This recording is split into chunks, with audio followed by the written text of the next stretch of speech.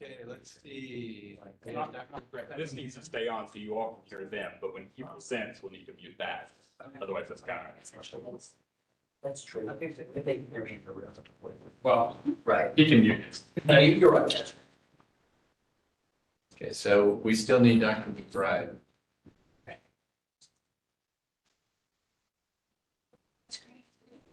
Oh, I'm fine, not being trained.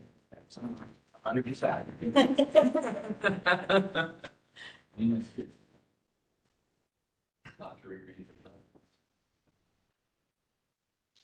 Okay. 1, 2, 3, 4. We do have a quorum, okay, counselor, what do we counsel? I think we do. Okay. All right. So let's go ahead and get kicked off. We'll wait for Dr. McBride to join us whenever I'll text him here in a minute, make sure he's doing okay. Getting online. Okay, well, welcome everybody. This is an exciting meeting. Being able to see everybody that's involved in the operation, everything that you do here day in and day out at the County Justice Services. We have many new board members. This is some people's first time in this facility. So it's an exciting time. So first of all, let's go ahead and go around and do introductions really quick, just so everybody knows who's in the room. I'd like to start with our new board members, though. Good morning. My name is Cynthia Bosman. I'm a really good board member and looking forward to serving. Thank you. I'm Diane McGuire. I'm the Director of Criminology and Criminal Justice at St. Louis University, and I'm looking forward to serving on the board too. Absolutely. I think those are the only people that are here in person, but let me go online here real quick. Nina, would you mind introducing yourself?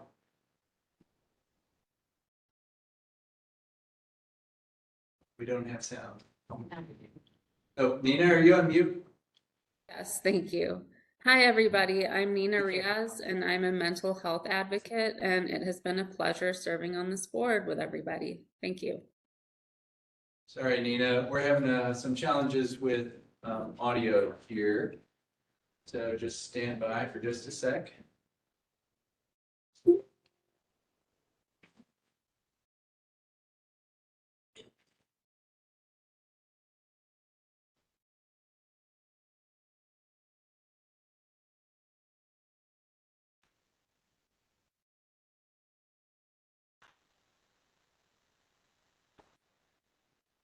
Okay, try it one more time, Nina. I apologize. Oh, that's okay. Can you hear me now? Can, thank you. Okay, excellent. Good morning, everybody. I'm Nina Riaz. I am a mental health advocate, and I've been on the board for about 2 years now, and I'm happy to see you all. Thank you. Great, welcome, Nina. I know Dr. McBride said he was going to be attending. I have not heard from Reverend Hankerson, but those would round out the other 2 board members. So I'm assuming Dr. McBride is running late. They'll be joining us here in a second. But and Dr. Cunningham, yes, absolutely. Kanika, good morning. Good morning. Let me turn my camera on briefly. 1 second. Oh. Oh, can you all see me? No, there you go. There you Good go. morning. Good morning. Dr. Cunningham, Director of Department of Public Health. Good morning, Dr. Cunningham, and thanks for joining. Okay, so let's go ahead and run the room really quickly. If everybody can just introduce themselves, and then we can go ahead and get kicked off with the agenda. Genevieve Frank, I'm an attorney with the County Counselor's Office. Go best for the record. Hi, I'm Nancy Lexi. I'm the Corrections Program Development Coordinator. Hi, I'm Randy Horn. I'm the Deputy Director of Administration. Hello, I'm Superintendent Brett Pearson. Start at the table, then we'll work our way around. Aaron Levin, statistician for TJS. Laura Robb, I'm another attorney with the County Counselor's Office. Penny, Penny Martin, DJS Office Manager. fearless organizer. Yes. Let's go through the seats over here. Start. I'm Ben Apple, intern at the County Counselor Office. Outstanding. Jason, also intern at the County Counselor Office. Kylie, also an intern. I mean, They Mandy Smith. They vote in block. Mandy Smith, I'm the grant program manager for Justice Services. Janelle Lewis, and secretary. And in the back. Jennifer Baines, Corrections Standards Manager. Charles McKnight, Major Security Services. Great. Well, welcome, everybody, and thank you for coming. So let's go ahead and get kicked off today. We did not get the minutes sent around for our last meeting, so we will plan on reviewing 2 meetings worth of minutes at our next meeting. So we're going to go ahead and skip through that. But for now, I'm going to go ahead and turn it over to Director Bess. Go ahead and lead us through the majority of the agenda. All right, well, good morning. If the PowerPoint is ready. You have the ability to present, you just have to, Oh, you have to present on your.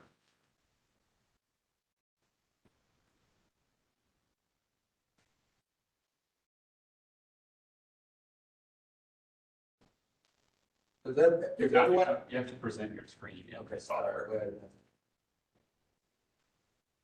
You share? Yeah.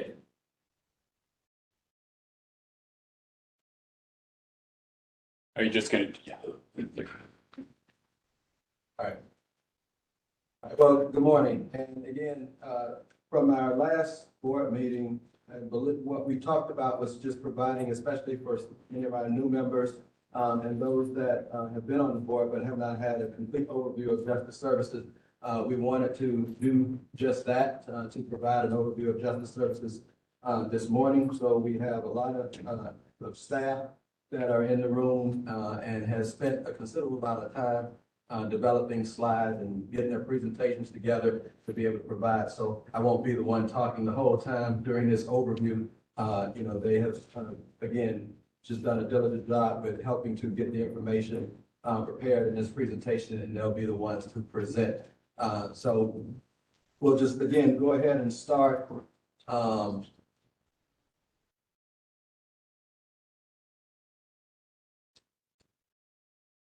Our agenda is pretty much the same as what you already have published on paper as well as online as well. With the overview of the Justice Services Center, and I apologize for some of the reading of it, but primarily Justice Services responsible for overall management operations and security of St. Louis County Jail. Again, we provide the secure custody and supervision to incarcerated individuals through direct supervision, and are responsible for the necessary guidance of individuals to improve their lives before entering the community. In addition to the security part, we also provide community supervision, community correctional services with respect to reentry of our persons under supervision, as well as for those that are in custody and transitioning into the community. And as part of that, we provide educational and employment training to those seeking career pathways to help change their lives. Over the last few months, with my arrival back in February, one of the things that we've been looking at is our organization as a whole. Prior to my arrival, the organization as a whole consisted of the director, and we had 2 divisions. It was administration and programs was one division, and security was its separate division, so 2 divisions. After having taken a look at that, as the board, as you all recall, I talked about Justice Services undergoing some reorganizational structure with the new leadership in place. And what we have proposed as part of our organizational restructuring plan to our administration is that Justice Services operate under 3 main divisions. Security remaining as one, but administration and programs were 2 separate divisions. So we basically split and broke those up, where one is programs and the other is administration, for a total of 3. Security will continue with it's always been doing, consists of staff with a direct relationship to security operations, which includes bonding, visitation, property, transportation, laundry, infirmary, where the custody portion is of infirmary, and mailroom and intake. And then with our programs division, we looked at 3 specific units within our program section: pretrial services, institutional case management, as well as probation. So we wanted to make that clear as to what programs consisted of in our programs division. But I also want to say we do have our programs that deals with education, the specialty courts, our drug court, our mental health, court as well. So, but the three main units within that program divisions is institutional case management, pretrial services, and probation. Our administrative arm basically will consist of, again, the norm, which is your compliance, your grant management, accreditation, training, IT, accounting and finance, and food services.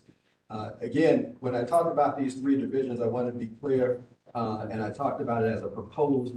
We haven't fully instituted it yet because the positions that coincide with these changes are still under review by HR. Our administration has reviewed it, but we're still waiting for HR to finish and wrapping up what they need to wrap up in their review. And then some of the positions, not all, will have to go before civil service for approval as well. Okay.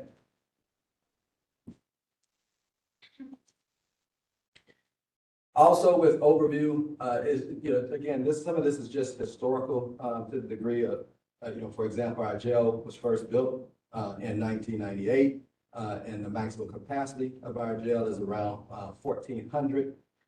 We have, medical services are directly overseen and provided by our Department of Health, which is our outstanding Dr. Cunningham leads that division. And then our jail maintenance is overseen by the Department of Public Works. That department is overseen by Stephanie Leon Streeter. We are accredited, and you'll hear more about that today by the American Correctional Association. And as far as staffing levels are concerned, I wanted to at least provide, where we are with staffing levels. Total budget positions are 397, and the total that has been filled to date is 326. So that's a difference of about 71 positions that remain. When we look at correction officer versus non-correction officers, correction officer positions, we have 268 positions allocated, with 218 of those positions filled. So there's a difference there in terms of vacant correction officer positions of 50. We do have a class that starts up, I believe, on Tuesday, so that number will come down a bit. I think it's anywhere between 10 to 15 new cadets coming in, so that number will be reduced.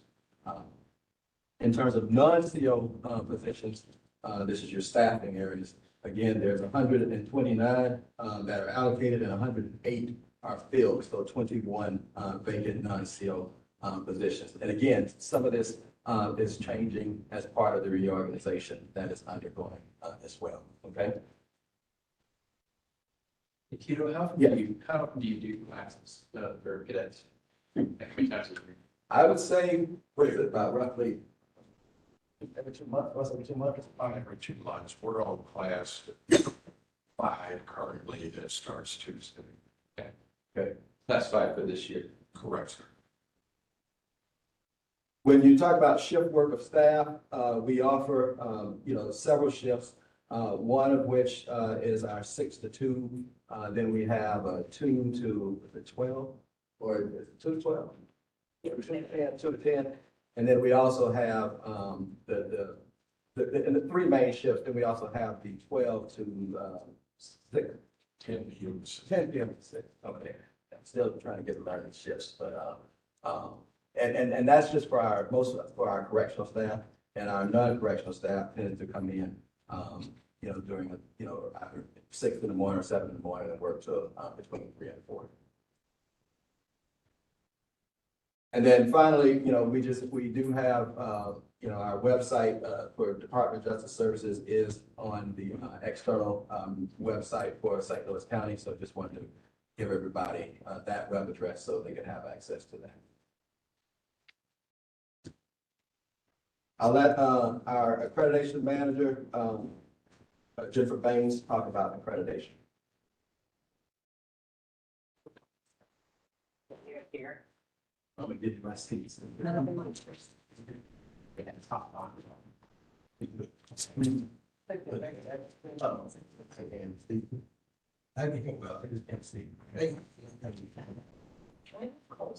Okay.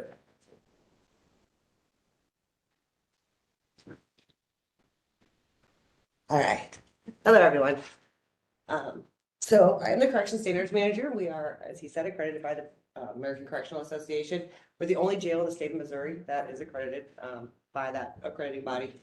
There are approximately 172 jails in the country that are accredited by it. We do it voluntarily. We were first awarded accredited in May of 2002, and we've maintained it and been accredited ever since that time. There are 7 main categories, and each one has at least one subcategory. There's 61 mandatory standards and 361 non-mandatory standards for a total of 422. In order to maintain accreditation, we have to comply with 100% of the mandatory standards and at least 90% of the non-mandatory standards. At our last audit, which was in September of 2022, we met 100% of the mandatory and 99.7% of the non-mandatory. So we will be audited again in September of 2025, but of course, we work every day to make sure we are meeting those standards. Is this the sort of the industry standard accrediting? It's national standards together. So there are many benefits. They're not visual, you don't really see them. But it's a feeling, just knowing you're doing the right thing. But the assessment of facility strengths and weaknesses, the identification of obtainable goals, and the implementation of state-of-the-art policies and procedures, the establishment of specific guidelines for daily operations, in defense of frivolous lawsuits, an increase in community support, and a higher level of staff professionalism and morale. So it just shows that we are doing our best to comply with national standards and doing the right thing by not only us, but people in our custody. So, questions? But just offer an analogy, this sounds like, so healthcare systems have to go through accrediting bodies as well, but part of that is due to Medicare rules. But the Joint Commission is probably one that people are familiar with, at least in the healthcare industry, where we get surveyed every 3 years to make sure that we're meeting standards for the healthcare industries. And so this is, I'm assuming, sort of analogous to that, to make sure that you're meeting the national standard. Yes. Is there any monitoring that occurs? So this is actually, they introduced it. So with our next accreditation, they have inter-site monitoring. So sometime within those 3 years in between audits, somebody will show up on site and do a quick 2 or 3 day little pop in. Often? They'll do it once in between the three-year audit period. Yeah. And do they, no, oh, I'm sorry, go ahead. I just want to question, it sounds like you're complying with all but one of the discretionary standards. I'm just wondering if that was like a deliberate choice and what that standard is that you got. Some of them are deliberate, and some of them we can get waivers for depending on square footage, kind of things like that. But some of them we also can't control as far as juveniles and based on state law and things like that. So we try to comply with every single one that we can. Okay. Absolutely. Yeah, absolutely. So, and again, I'm just drawing the analogy with the Joint Commission. So if there's a complaint filed against one of our healthcare facilities, they can show up for a spot inspection.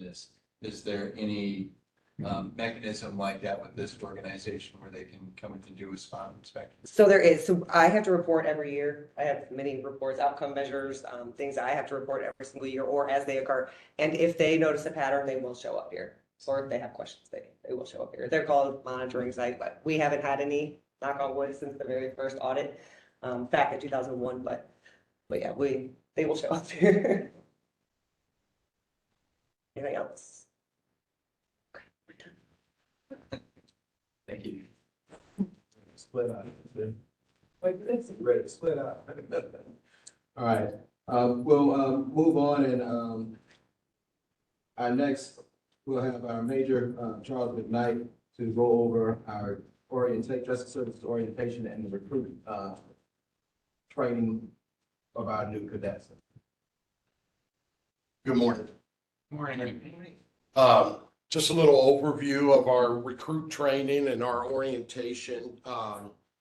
Once they're onboarded and they go through personnel across the street and they get all the HR forms out of the way, then they'll come to us and we'll provide them with 7 weeks of training for a total of 280 hours.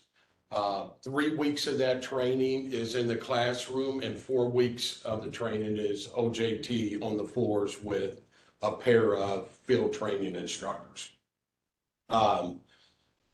we go over all the policies that Justice Services has. We, talk about radios, give them the proper, procedure to make a radio call.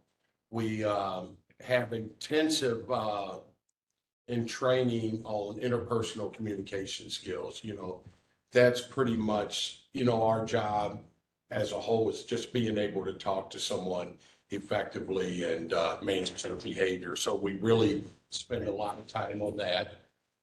Defensive tactic training, restraint application, restraint chair training, pat searches, housing unit orientations, making sure the resident population understands our expectations, the rules of the facility, and just being for the officer to get out there and have that communication piece with them and not, so much stand behind the podium and just wait for problems to occur. We want to get out there and make sure that any issue that we have, that we're dealing with it at its smallest point so it never gets big. And some more curriculum that is taught is personal safety awareness, use of force, suicide prevention and intervention, transportation, physical fitness training, fire safety training, hostage survival. Internal affairs comes in and talks to them about that process. And also we spend a lot of time recognizing mental health issues and being able to get the appropriate resources for them. All right, Mr. Best.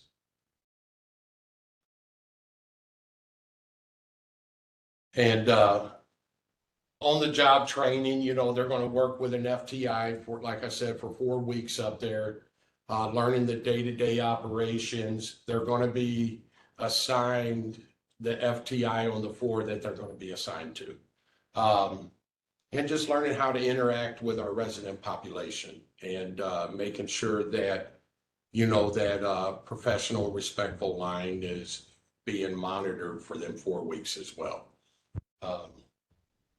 Then after they successfully complete the written and practical examinations, it's graduation day. And they're allowed to bring any family, friends. We just had a recent graduation across the street in the plaza, and it was a big celebration. It was really nice. And I think, it's important that we recognize staff the way we did this previous graduation. It was well received. So any questions for me? Yes, ma'am. You guys are short about 50. Is that because you're having trouble hiring qualified people, or are you always running about 50 short? We've been running short since COVID, and we just, we keep trying to catch up and just making sure we get qualified people inside the facility to work. Yep. So you would hire 50 people if you could find them. It's just you can't find 50 people who you would want to hire. Yes, ma'am. Okay.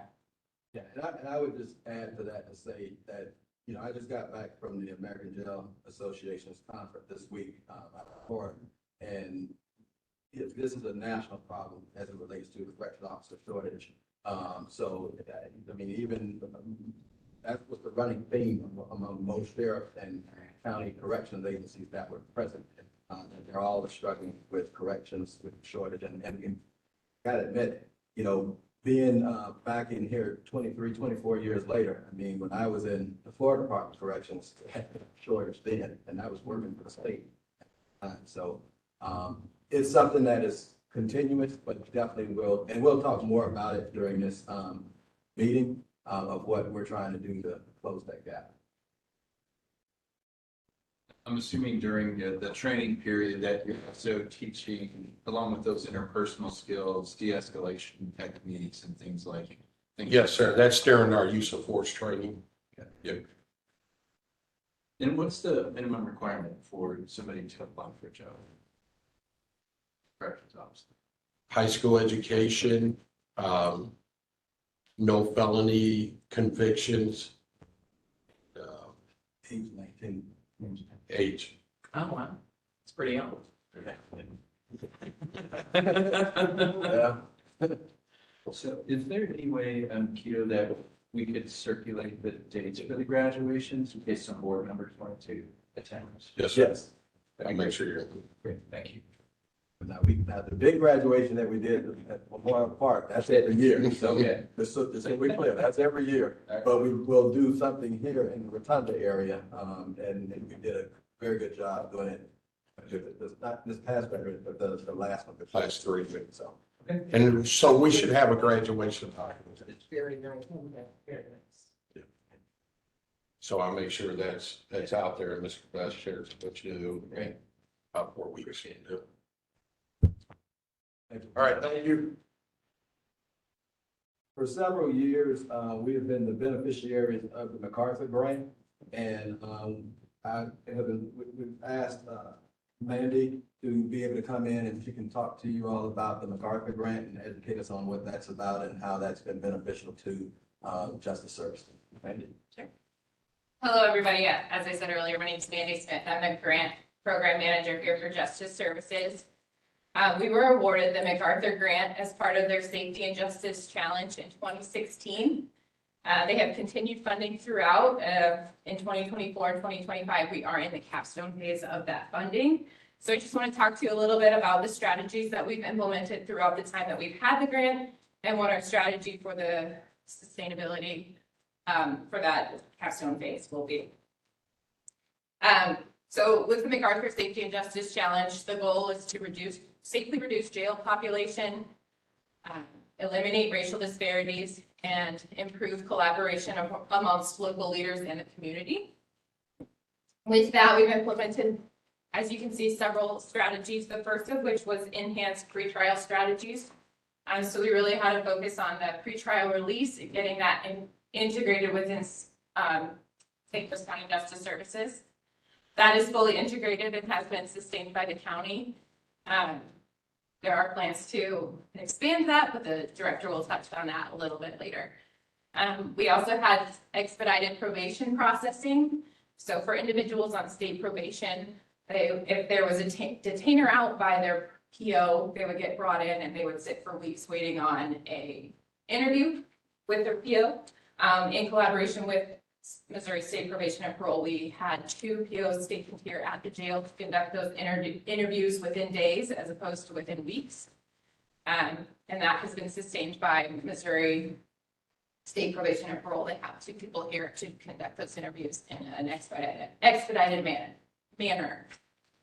We also have our population review team, which is a collaboration amongst public defenders, prosecuting attorneys, the private defense bar, judges, community organizations to discuss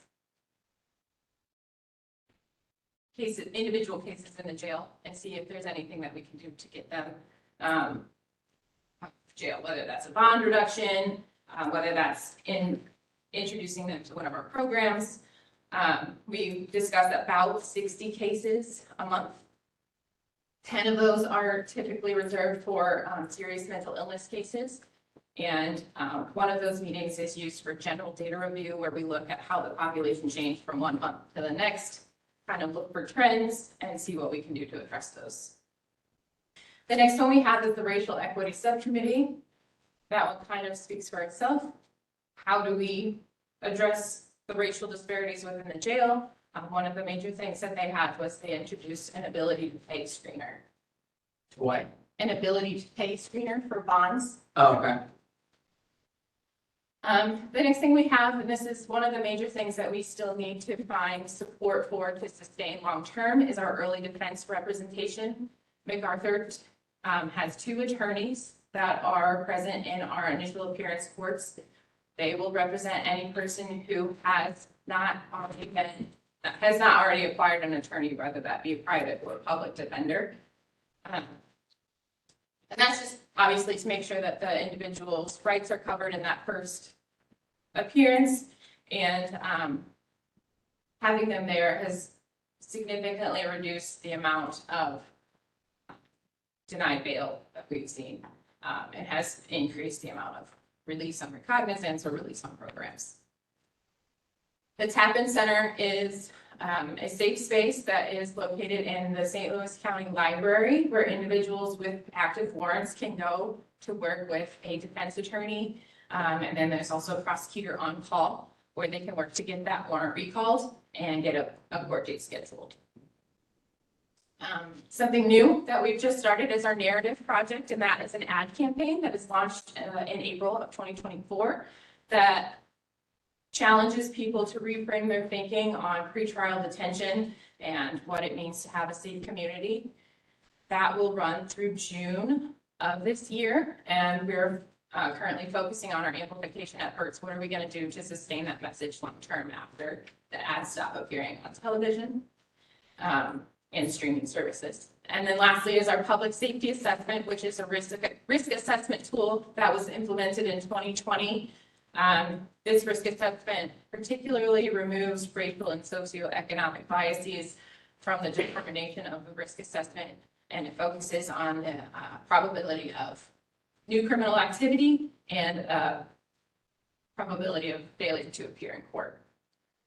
And then lastly, I don't have it up there, but on June 13th and 14th, we're having a sequential intercept mapping, which is a workshop that brings together actors across justice services, mental health services, substance abuse treatment services, gets them all together where we work to identify what resources are available in the area, examine the flow of individuals with substance abuse and mental health issues through the criminal justice system, and then we examine and identify gaps and create an action plan. So I'll be tasked with carrying out whatever action plan we come up with at that workshop. Some of the key results that we have seen in the recent years with that Tappan Center, we've recalled 1,041 warrants in 3 years, and 85% of those with a 1-year look back did not return to jail. For the expedited probation processing that I mentioned, we reduced the length of stay from 99 days to just 12 days from the period of 2017 to 2019. And in 2023, we've had 1,035 expedited interviews. For that early defense representation, which is the one that we're looking to sustain long-term, as I mentioned, that decrease in denied bail went from 41% to down to 10% with the representation of those early defense attorneys. And then clients are nearly 10 times more likely to be released on their own recognizance as they are to be denied bail with that representation. Other things that we've been able to increase is our data capacity and sharing. Part of the MacArthur brought on our statistician, and with that, we've been able to analyze our data better than ever before, as well as increase our transparency. They'll mention it later, but we do have some dashboards available to the public on our website, and we are currently working to create more dashboards to share. And lastly, that population review team has reviewed over 200 cases so far this year. And while I don't have the actual numbers for you, a significant amount of them get reduced bonds, released on recognizances, or even nullity altogether. So as MacArthur wraps up, my position as program manager and Aaron's position as statistician will be fully institutionalized as justice services positions so that we can sustain these strategies and continue with the data sharing and evaluation. Some great work. Yeah. Hey, what was the time period with the decrease in denied bail from 41% to 10? Was that over a course of a year, 2 years, 3 years? I would have to look that up for you. I'm not sure. Yeah, no, I was just wondering.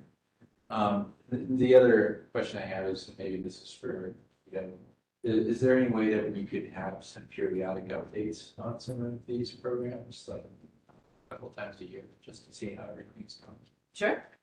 Yes. And I would also add that when we demonstrate the pretrial dashboards, some of the stuff we can also, for example, like the PRT case review, I think that can make its way onto the dashboards as well. So we can take a look at what can be included into the dashboards and incorporated there as well. That way you get daily access for review as well. We have a backlog of many ideas now for different things that are coming on the dashboard. When finished one, we'll start. It's a good problem. Yeah. So what will go away when the MacArthur money wraps up? Which ones of the things, or are they all going to be retained with hard money? So far, the only thing that we don't have sustained is the initial appearance attorneys. Okay.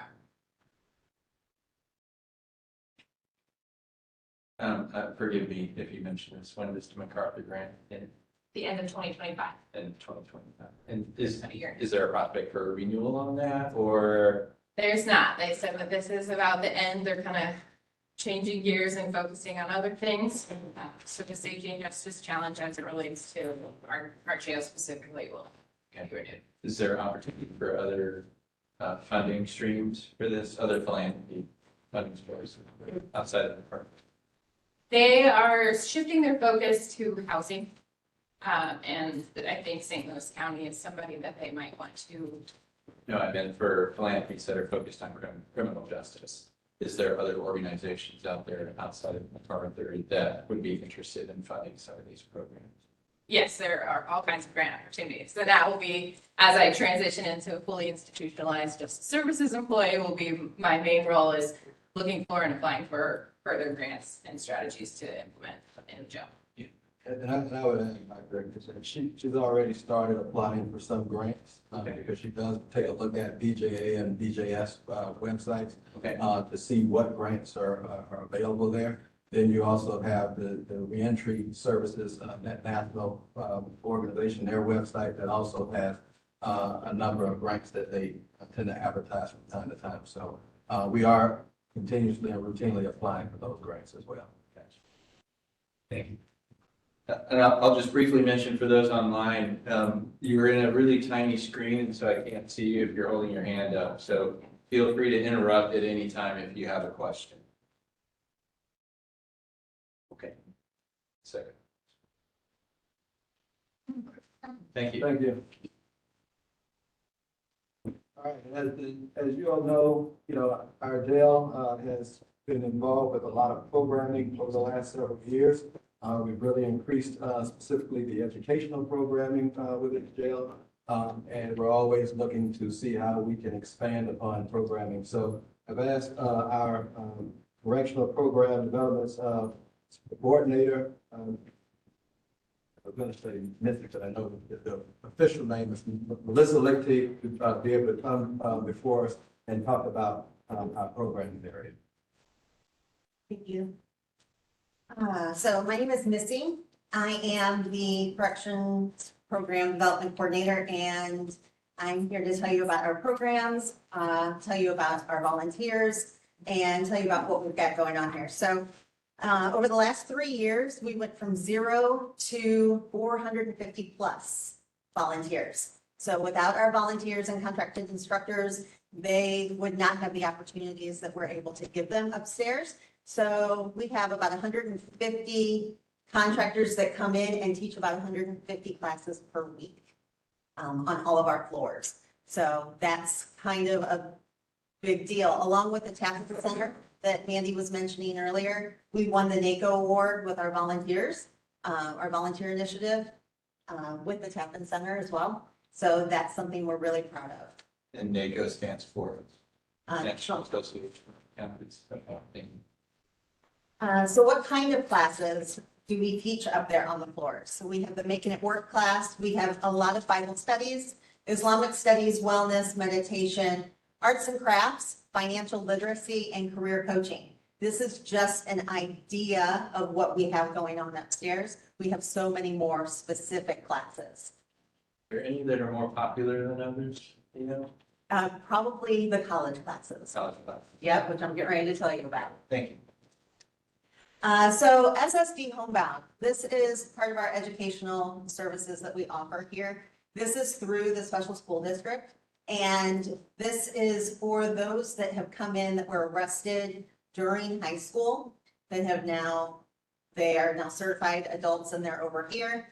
They have individualized instructors that come here to the jail to get them through their high school diploma. This is through special school district, and this is a really phenomenal project that we have going on. Right now, we have 7 participants, the 2 trained instructors, and we've already given 2 high school diplomas. You know how many people would be eligible for that program? I don't know the eligibility. We only find out about who they are after they've been arrested and then come to us and if they're in SSD's program. So there's a lot of different factors. Yeah, yeah. I was just wondering what the denominator is. So, you know, for instance, if you had 100 kids under the age of 19, well, adults under the age of 19, and then if we have not graduated from high school, I'm just wondering, what's the population that? I don't have that statistic. However, this is a fairly new program that we've started and in partnership with JDC across the street. So they're helping us identify who these individuals are that need this. Okay, thank you. HiSET. Everybody here is very, very intrigued with HiSET because it used to be the GED program. And last year we established a testing center here.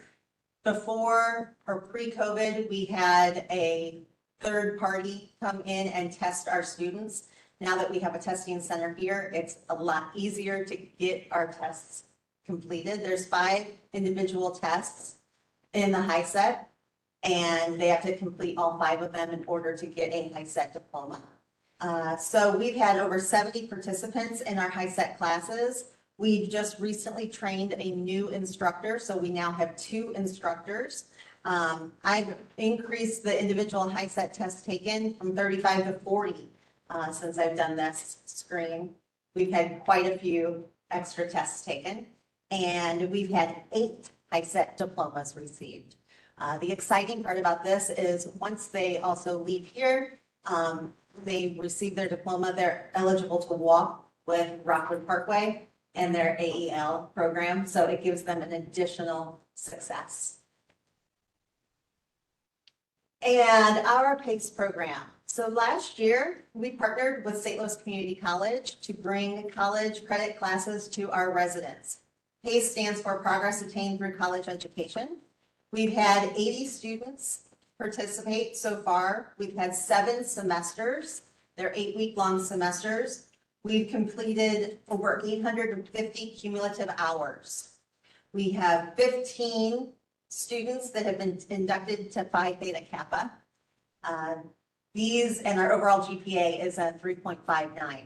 This is a higher GPA than the honor students at St. Louis Community College.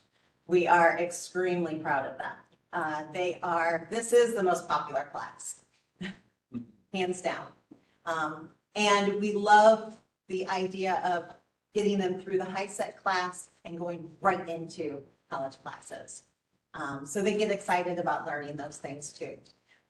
This has been an exciting but challenging program. We've learned all that we have about it, but the biggest thing is that education in prisons and jails reduces recidivism. I've got a factor here that in 2013, it reduces it by 43%. That is a tremendous drop in percentages. So I'd just like to say that we are doing amazing things through our programs. We have a lot of programs going on, and we're bringing in amazing opportunities for our residents to bring out into the community. These are all free, right? It's cost-free to the residents? They are, including the college right now. We are working with Mandy on different grants. But right now, St. Louis County is paying for our college education. That's great. Thank you. Thank you. And then as an extension of our programs, for the last 2 months, I know many of you have seen a lot of the articles that was online about our barbering and cosmetology program. So I've asked Janelle Lewis to speak on that program. Hello, I'm acting secretary Janelle Lewis, creator for the barber and cosmetology program.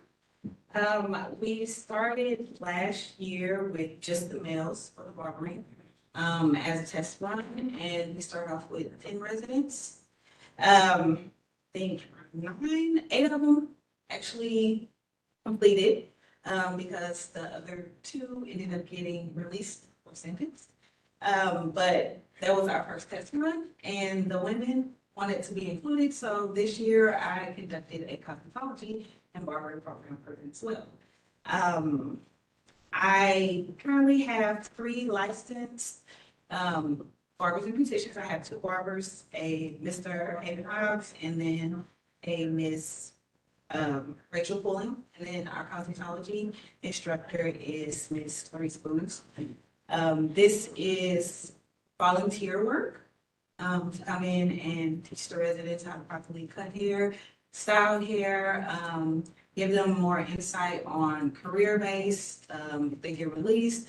We have set up barbers on the outside that will, if they complete the program with a completion certificate, present their certificate, they can further train them to get them ready for actually going to cosmetology school to give them more hands-on experience. The goal is to give the residents something else to do other than just attending church, something that they can kind of fall back on. As far as career-based, the women were a little shaky in the beginning because they did not know what to expect. So we did start off with just 4 residents, and all 4 of them did complete, which opened the doors for the other women to ask to join for the next class. We currently do have waiting lists already set up for both programs, the males and the females. We just did our completion ceremony in April for the women, and then the last one was for the men in March. So the next classes start up in next month, actually, in June, for both. So this will be the women's second class, and the men this will be their third. I know it was a big thing with our smocks. A lot of people reached out and asked if they can get template of our smocks for county to get on shirts. So I didn't know if you guys want me to print the smocks for you guys. For the men and the women? Sure. I'm sorry, say that one more time. The smocks for the men and the women that they used to class. It was a really big thing, for St. Louis County. So these are the women. And then these were our men. So do they serve other residents, like with barber and cosmetology Yes. services? So they are currently, everybody that have completed the classes right now, they are current barbers and beauticians for the housing units. I wanted to make sure that everybody was properly trained to handle the supplies, just in case, don't want too much damage going on. But it also gave them different techniques and skills on how to style hair. So we try to use the beauticians and barbers that are currently active now. And then once we got the doors open, it opened up so we can train more people in case other residents get released or get sentenced. How do you handle the security aspects with scissors and whatnot? So as of right now, scissors are not allowed in the program for the male or females. I do offer cosmetology box that I inventory before and after classes, and it supplies the basic necessities for the men. It's usually the neck dusters, neck strips. There's the liners, the clippers. There's the sanitation spray, disinfectant spray, the guards. Everything is properly inventoried along with the mirrors. Each box is assigned to 2 students so that it's enough supplies in each box for each student. And then as far as the women boxes, they are equipped with blow dryers, flat irons, curlers, which they currently have upstairs as of now. But we did not utilize any dangerous items such as scissors or anything. So you're saying people were inquiring about, like, purchasing? Yes, Really? a lot of St. Louis County staff members actually. Really? So it was nice to set up different logos for our staff members once it went public and was broadcasted so much. So I was able to create templates for t-shirts for county members as well. I even have a hoodie, some other stuff for the cosmetology. So, yeah. And what did those proceeds go to? Anything to support the program or? So it will go towards supporting our funding. Right now, we are doing with the inmate funding. And then I have received donations from, outstanding people that have actually worked for county. I've seen an article, of Ms. Jane Matosen. Her father was, former Judge Andy Matosen. He passed away. He used to be a barber. He had a bunch of supplies that he did not use, she donated.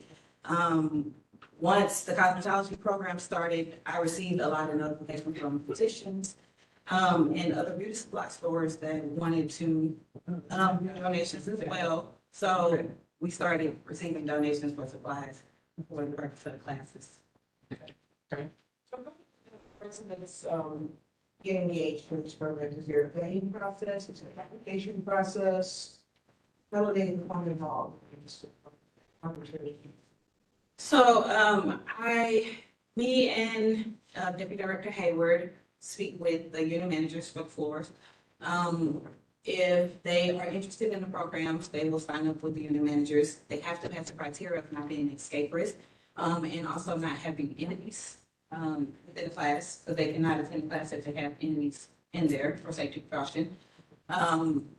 We try for the males, because so many do sign up, we try to keep it at 10, because we only have one barber. With the women, since it was just our test run, we will also be expanding to 10 as well. So, we have to meet those criteria of not being. But other than that, we take everybody that are interested, for the training. The women actually, I wanted to try they did exams for their class. That was something I wanted to try different. We gave them study packets. They were able to write essays about what they learned from the class, what they plan on doing with it moving forward. So that's something that I wanted to implement with the men as well. They did get completion certifications that they can take with them if they do get released, or if they go to another facility, they can present it as well. And I have spoke with other cosmetology programs, and we have recognized that this is not a saying that they have started the cosmetology career as a whole, but it's just getting them into the door for further training. Have you had any people take that next step once they're released to get into a program? So, as far as now, we have a few females that are actually getting ready to get released, so I'm hoping they pursue it further. I've already told them, once they do, we have the contacts already set up, especially with our beauticians, and our cosmetology. They've already told them, when you're ready, you come to our shop, we got you guys situated. So I'm hoping we can have some good success stories with this. I would like to see if they do pursue it further. It's fantastic. Thank you. Thank you. Thank you. All right, so we'll advance along with updates. So you heard Mandy talk earlier about pretrial services, and this is something that, as you all know, I've talked about as well. Pretrial services, probation, community correction in general is part of justice services. Typically, we've been to focus primarily on the jail, but I want to bring more community corrections out to light because I think it's important, because it is part of justice services. As you also know, that we have a resident population continues to increase, and as we get into the summer months, it may certainly increase some more. This last week, we hit our highest at 1217. Today, we're at 1189. But also, I think it's important that we, again, one way to how we can try to bring that down as best as possible is making sure that we have a focus on pretrial services to be able to offer our court, so that our court can be able to utilize it as an option for alternatives. And let me just say, they have that option today. We're just talking about trying to improve pretrial services, where hopefully we can increase utilization of pretrial services. So we're focusing, there's these objectives with a look at pretrial services, establish a collaborative infrastructure that basically involves having a dialogue with all parties, state, the defense, our courts, ourselves, and any other, organization or entity that we think needs to be at that table to really talk about how we can go about improving pretrial service for St. Louis County. We're talking about establishing a protocol for interviewing criminal defendants that we'll talk a little bit about. Establish justice services reports with recommendations of release and or conditions. Establish performance measures so that we can, ensure that we're heading in the right direction. We're talking about performance and how we are performing in pretrial services, and that's something that you'll see when we talk about the dashboards that we have created, and Aaron has done a wonderful job with that. And establish protocol for community supervision. As you've heard me talk about earlier, in the past, we have, most of our folks that are on pretrial supervision, they report to our office, but we rarely go into community, and that is something that we want to look at changing. So with respect to, again, our justice services and developing an in-house working group that consists of both staff and leadership to discuss ways to improve community supervision. Again, that's talking about that collaborative infrastructure that we want to develop. We want to explore with that group short and long-term goals to help keep develop a structure where we can enhance information sharing with the court. And the reason that is important is because that information the court can rely upon to be able to make release and detention decisions when they have someone before them. So this is something that a lot of agencies are involved in across the country, where when someone comes in, you have folks who are interviewed, and during an interview, pretrial officers usually will develop a report, submit that report, and the court usually gives some form of a recommendation. So that's just an idea of one of the things we're looking at to build on. Our hope also is to use this information in conjunction with the PSA, the pretrial services assessment, which is the risk assessment tool that our staff but our staff utilizes today, which to offer a recommendation to the court concerning pretrial release. And then second, we can use all of this information with the goal to develop a plan which enhances community supervision while addressing risk and need of persons under supervision. That information is important because it also can help to aid with identifying specific conditions that we may wish to recommend to the court. If somebody has some programming, substance abuse programming, mental health programming, we can be able to make those recommendations as well as part of a recommendation for pretrial supervision.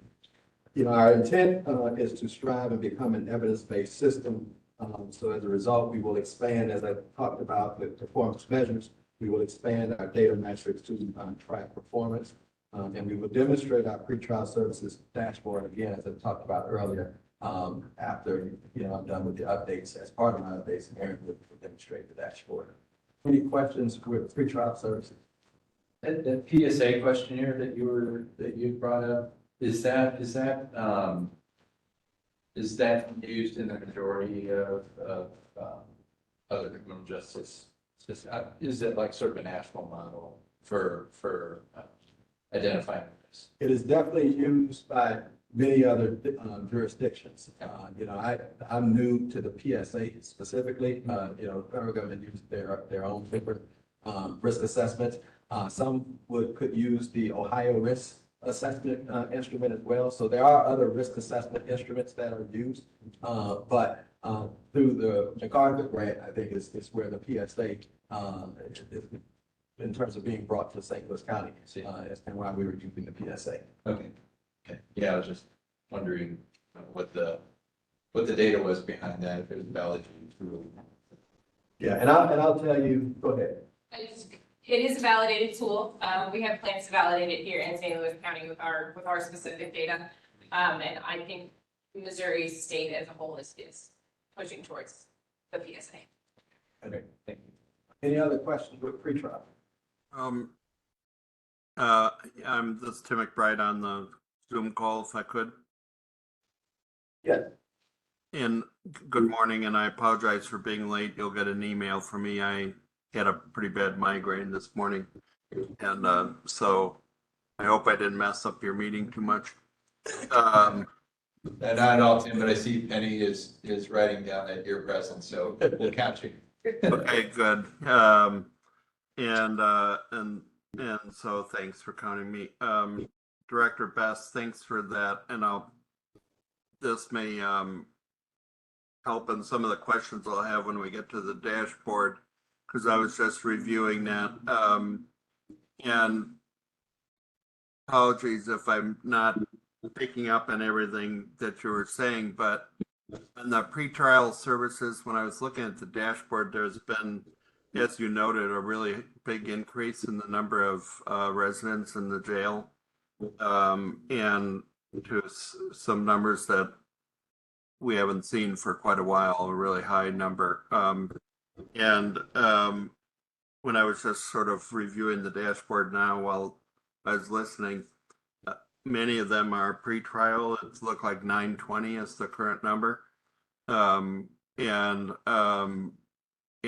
if the question I would have is, if they're pre-trial, they have the possibility for getting out, not under parole, but sorry, my migraine's not working very well, but not parole, but there's another word for it. We've heard a lot of probation. Thank you. I'm so bad. That's where the migraine kicks in. We've had a lot of presentations in the past about using that program. How is it that it's just harder to do that now because there's so many, or is it, what's the, can you speak to that? I would say, Dr. McBride, keep in mind, probation is more of a post-sentencing program. It's a sanction, whereas pretrial services is not a sanction. Pretrial services is an alternative to detention, where it gives folks an opportunity to be supervised in the community while they await their trial. So those are two different, programs. And then there's other programs like diversion or other programs of that nature. So what I would say in answering your question is that you have people that are in custody pre-trial because they are waiting. Exactly, because they're waiting, they're detained, but they're not part of pre-trial supervision. They're just they're in custody pre-trial. So that 920 that I think I heard you say, that is not those that are on pre-trial supervision. Those may be individuals that are pre-trial detained right now as they await their trial and or sentencing. And again, probation is totally different.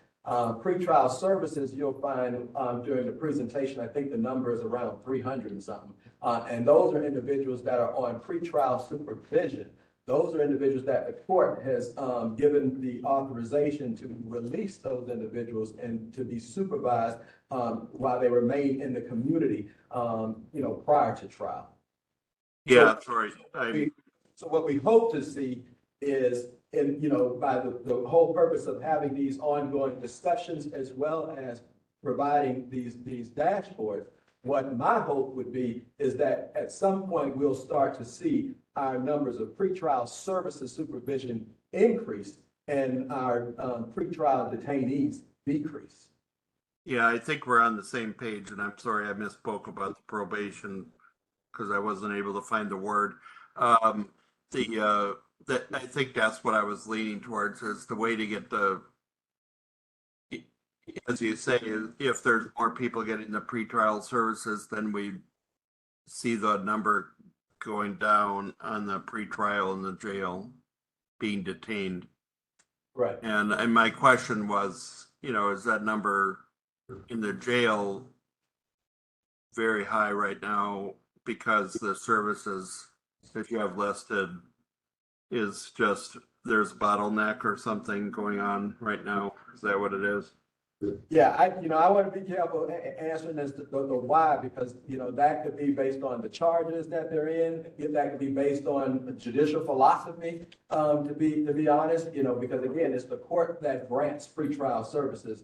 That's not something unilaterally we can do on our own. So there could be varying, reasons, as a result. Yeah, I agree with that. And, you know, we've had some discussions in the past. It definitely depends on their charges, whether they're felonies or, you know, something less than that, what grade of felony, and I agree with that. So, okay, thanks. Thank you. I also can add something about that when we go over the main dashboard, but we can move on before we do that. Okay. All right, jail maintenance. So I've been in contact with the Department of Public Works, and we are looking at providing a facilities conditions assessment to complete a top-down review of our jail facility. This would help with identifying potential repairs and/or replacements of equipment. This assessment will help also to establish a priority listing with the Department of Public Works concerning repairs and/or the replacement of that equipment. It's our way of trying to be proactive as opposed to reactive. We continue to have problems with residents damaging sprinkler heads, where we are working with our Public Works Department, who have begun addressing the situation. You know, plans are underway, you know, to upgrade our sprinkler heads so that they won't be easily damaged. Whereas they're, you know, right now, well, they're just not easily to be susceptible to damage and activation, you know, as a result of being vandalized. And right now, you damage them and then you start having floods all over the place, so water all over the place. So there's some upgraded, you know, sprinkler heads where it will just take a little bit more than just tampering with them. The repairs to showers and flooring, specifically around the shower area, is requiring attention. The drainage with respect to water creates concerns. So our Public Works Department has been hard at work in trying to correct the issue. Long term, we're looking to make some improvements around those shower areas and nearby flooring to help with address that. I can tell you they've already started in some of the pods already. Addressing some of the areas, but we are looking for a long-term fix as opposed to a short-term fix. And I would say that they also are, for that long-term fix, they're collecting data to learn more about the material that would be required for correcting long-term, okay? We had our visitation, our elevators in the visitation unit that was out for some time. Public Works has recently repaired, you know, those, and they're now fully functional. Are there any questions on the jail maintenance piece? This facility is closing in on 40 years. Well, I thought I saw it was built in. Yes, it's 98. 98. Okay. So 30 years. Okay. Any other questions? So we're also looking at some automation upgrades. You know, I joke saying that our justice services loves its paper. And I'm trying to get away from paper. So one of the things we're looking at doing is upgrading our technology to minimize, because I never say we can get rid of paper, but to minimize the use of paper within justice services. And this will also help us in becoming a little bit more efficient in our operations as well. We're looking to increase our wireless access capabilities in the jail. This will help with us trying to incorporate new technology that involves, you know, just whether it's tracking of residents and whatnot, but we got to build that infrastructure, that technology infrastructure first. So we are starting with, I recently gave some authorization to go ahead and secure Wi-Fi access points, again, to help in building that wireless capabilities. We are also researching additional software applications to aid in our integrity unit and use of force in terms of case management for our integrity unit program, as well as with use of force, so that, you know, again, everything is in one centralized database that we can be able to report out data. The software that we're looking at, the system platform, there's a system platform that's used by the St. Louis County PD that we're exploring right now, that we're taking a look at. That way we're not having different, software platforms. And we're also looking at a platform that will allow for the online filing of resident grievances through their tablets. Again, trying to get rid of the paper, trying to get rid of any kind of delays. Well, I gave it to this person or I gave it to that person. And, we're looking at software that can really have folks channel their their grievances to where it needs to go, electronically. So, and also I would add, that we're looking at working with our county IT department to invest in automated tracking of assets to assist with inventory of equipment. So, any questions on the automation upgrades? So do inmates have tablets? Yes. Okay, so every inmate has a tablet, so that might help with anonymity of filing grievances as well. Other people wouldn't necessarily know you were doing it. Well, but right now they don't have it on the tablets. There's not a software application on the tablets where they can file their grievances electronically. So that's what we're looking at right now. To be able for them to do that, to do just that. And do they have Wi-Fi? Not right, well, I don't think, we don't have Wi-Fi access. That's another thing that like I said, we're looking at upgrading. I already given you authorization for that, start doing that. So then the inmates will have Wi-Fi access? Yes. How will you handle security concerns regarding that? Yeah, we'll definitely work with our county IT department to control, what they can do where that's concerned. But the Wi-Fi will be needed for some of the other upgrades that we're talking about trying to utilize, that we're seeing that a lot of other jails, especially what I've, seeing from this past conference, are doing. We definitely want to raise our stature. Yeah. Always good to up your game. That's right. Could I ask a quick question?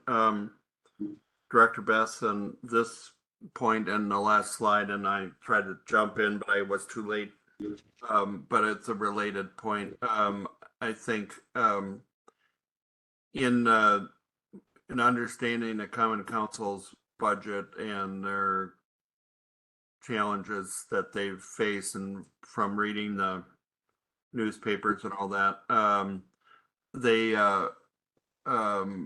you're probably just getting familiar with this in your new role, and there's probably an operating budget and a capital budget, and some of the things that you're talking about, especially in the last slide and maybe even on this slide, I think would fall into the place of a capital budget sort of,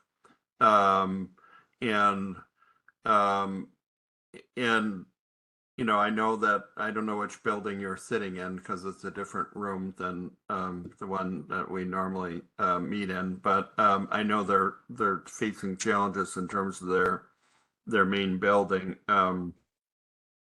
in the county building, and but I think they're also facing challenges in terms of remodeling that building. So when you bring forward things like this, maybe you haven't gotten there yet, but is it come into differences in terms of operating budget versus capital budget, or have you not even reached that point yet? Well, what I'll say is with respect to the maintenance issues, again, with that being part of the Department of Public Works, that is coming from their budget. Okay. Justice Services. So now we work closely with them, but that usually is coming out of the Department of Public Works budget for the jail maintenance piece. Thank you. And then with automation upgrades, again, these are things, some of these are things that they, already was underway in terms of, reviewing, exploring, getting quotes before I got here. And then some things I kind of just picked up. But again, these are things that we are looking very closely with what we can do this year. If we can't do it this year, that doesn't mean that that's not a wish list item to be able to do for the following year and pick back up. So these are things that we're certainly looking at. And I can tell you, we do believe that we do have considerable funds to be able to do many of these things from the automation upgrades this year. I've worked very closely with our budget and our Deputy Director for Administration. So we are confident that we do have funding to do some of these things this year.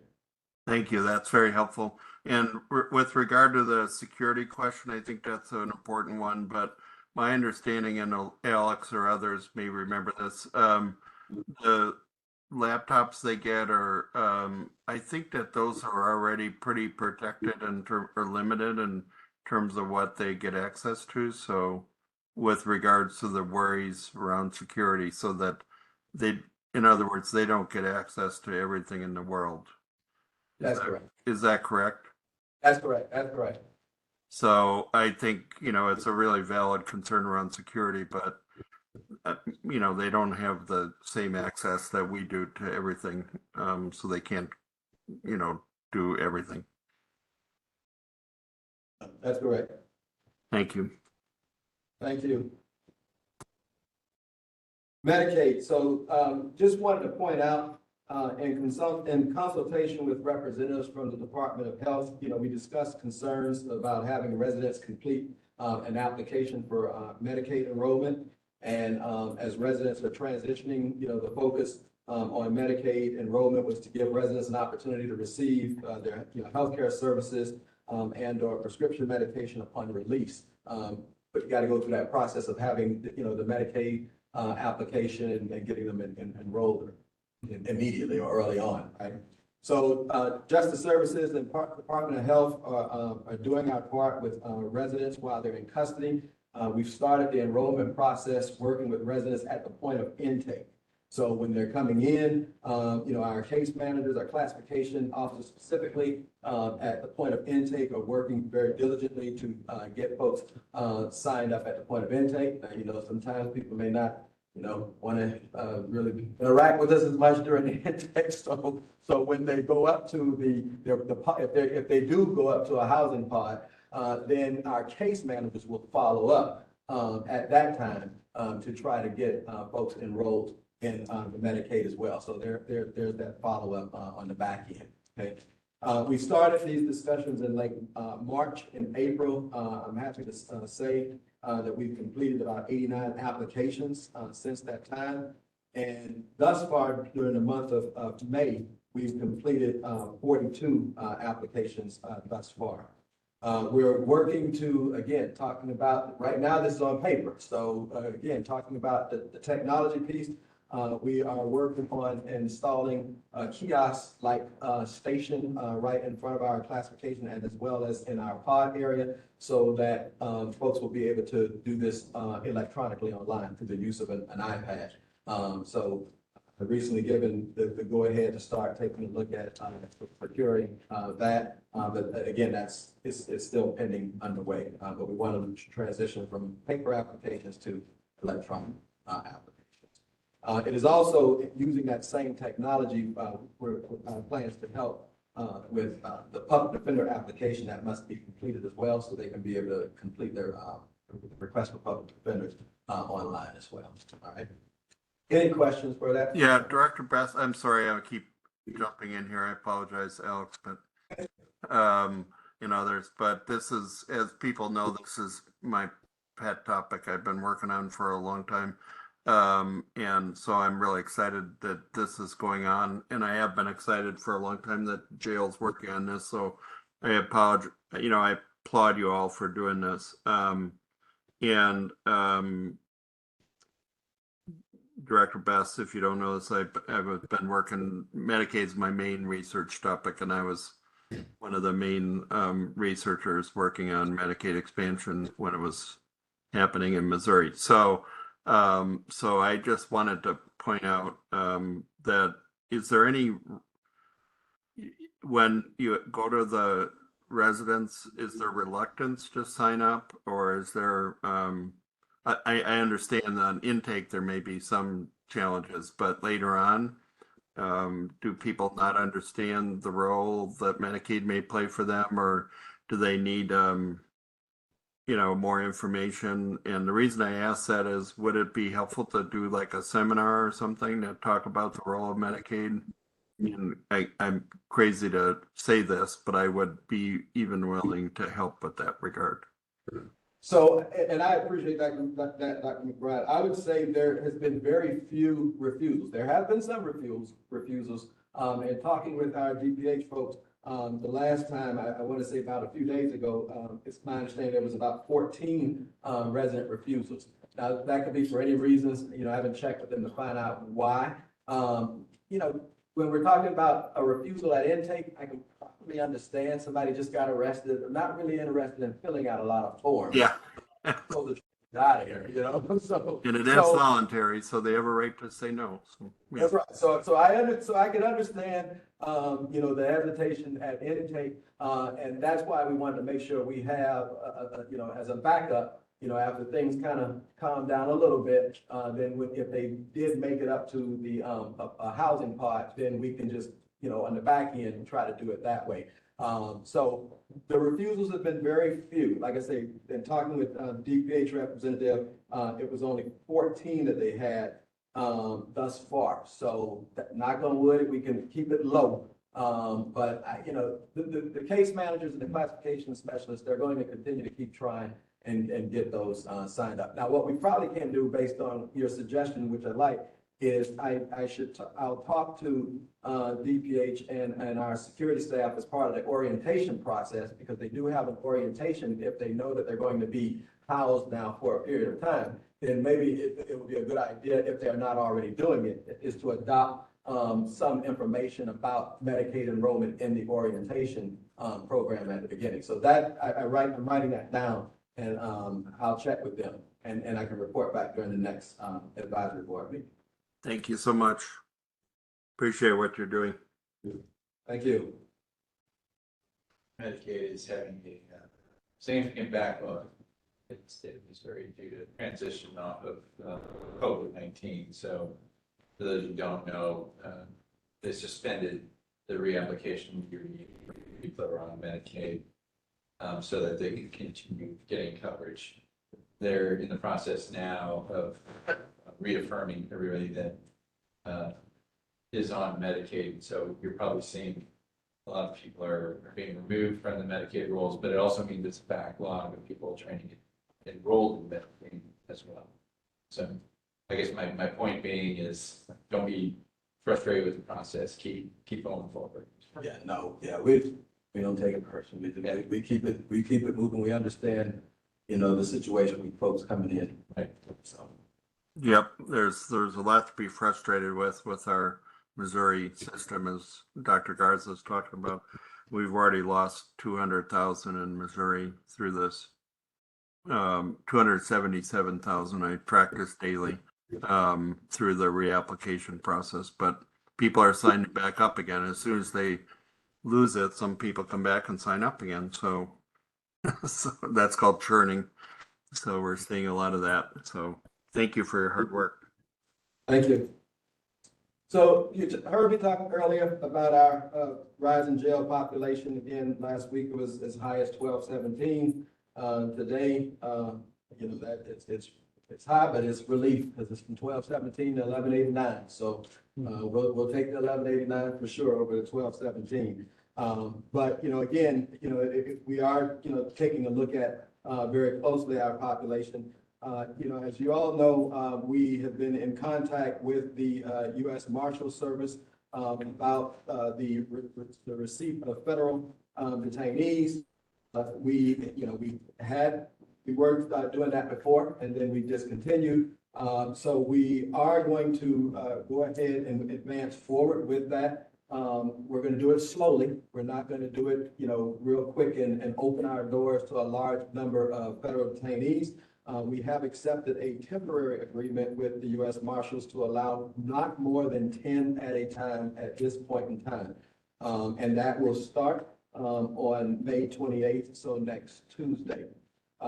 You know, in our discussions with the Marshals, we, you know, asked them if they can prioritize St. Louis County residents, you know, to get first priority. This could help alleviate, you know, the long distance visitation of loved ones. And people can be able to come here to see their loved ones, as opposed to, I believe, they've been housed in Kentucky and places far out. So, you know, our hope is to increase this number in the future, but right now we want to start slow and we want to do this carefully. You know, so the court understands that, Marshals understand that. So right now we'll receive that low number. Also, during this last few months, I received a request from the Ferguson Police Department to provide temporary detention of services for their detainees. And again, You gotta move around. Yeah, you gotta move around, exactly. And again, you know, cautiously taking a look at their request, their request does not involve, based on conversations, that these folks will not make it to the housing units, more so just, they'll be down in our intake, where they can immediately see a municipal, court judge and get released. So, I have said, to the Ferguson Police Department that I think they accepted, receipt of those individuals, but again, like the U.S. Marshal Service, not more than 10 at a time there as well. So, again, they're expected to attend court virtually relatively immediately, and then possibly released as well. Again, I'm starting very slowly because we know we're at the beginning of the summer months and we don't want this to balloon out of control. But especially where the federal folks are concerned, I do think it is a good idea that we try to, be helpful and that way for our St. Louis residents that want to see their loved ones, they're close. All right. Any questions where this is concerned?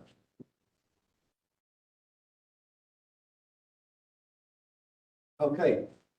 Since March, as you all know, I've been conducting staff feedback sessions to really engage staff, learn more from staff, hear their viewpoints in helping us to develop our organizational mission, vision, and guiding principles along with our strategic plan.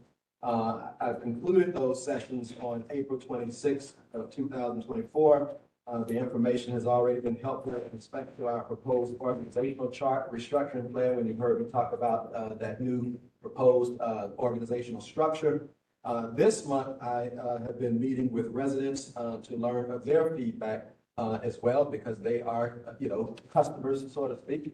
So, I think it's important for me to hear from the residents. Later this month, I will also, I think next week, to be honest, to be actual in terms of when, I'm set to meet with a few folks that are also on persons under supervision. So I'm not just excluding them, and we're not just having conversations with the residents that are in custody, but I also asked our community corrections folks to get up to about 10 persons under supervision so that I can discuss with them about our services and what we've been, how we've been interacting with them and just get their viewpoints. Any questions on that?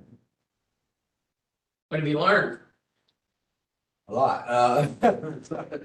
Let's just say it's a work in progress for sure. But I will say this in terms of what have I learned. One thing is hiring of corrections officers, and this goes to Dr. McGuire, your question earlier.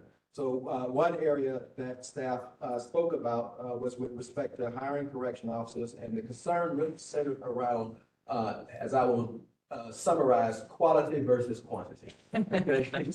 So based on their concerns, we did take a look at our hiring process and we slowed it down a bit. And I definitely don't apologize for that. I think it's the right thing to do, to slow it down and try to, to address staff concerns as well, because they're the ones that's helping to train staff in serving as correction officers. So, in working with our county's Division of Personnel, we are looking to incorporate basic aptitude and report writing assessment early on as part of the application process. We've also created a background information sheet, which will allow us to learn more about the applicants beyond just a criminal record that could help with that background review of applicants that we're bringing on board.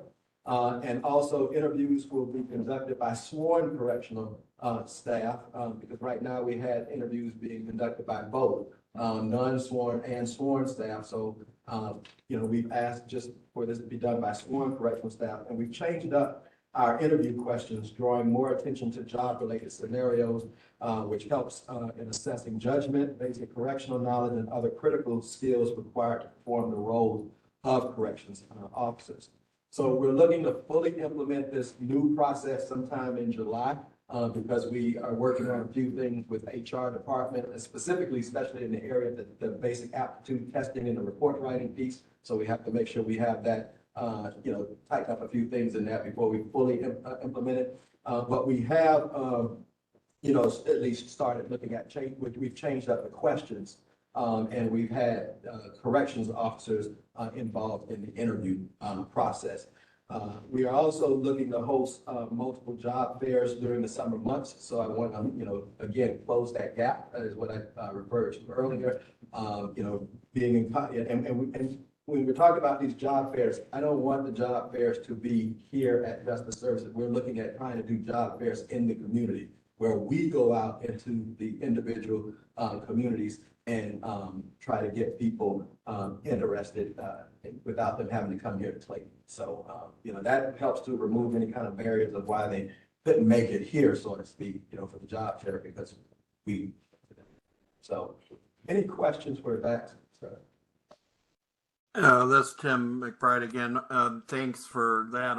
And we'll probably get to it again when we look at the dashboard, but I think what you just said might explain what I saw in the dashboard, there's an open 70 positions or so and there's an increase in open correction officer positions. Does that explain what it is, what you just said, and being a little bit more deliberative?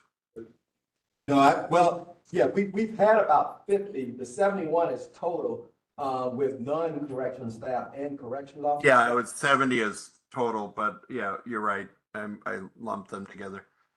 Right. So, and like I said, we have 50 correction officer positions, but we do have at least, I think up to 15 new recruits that we're bringing on next week because that's the start of the pay period. So that will reduce that 50 down because then they'll be officially on the books at that point.